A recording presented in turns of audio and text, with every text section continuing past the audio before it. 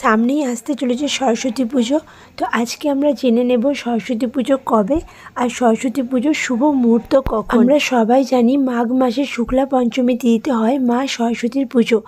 এই 2024 সালের মাঘ মাসে শুক্লা পঞ্চমী তিথি কবে পড়েছে সেটাই আমরা জেনে নেব এই ভিডিওতে।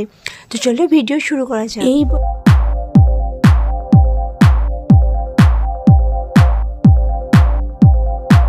বছরে অর্থাৎ 2024 সালের মাঘ মাসের শুক্লা পঞ্চমী তিথি শুরু হবে 13 ফেব্রুয়ারি 29 মাঘ মঙ্গলবার রাত্রি 8টা 13 মিনিট গতে।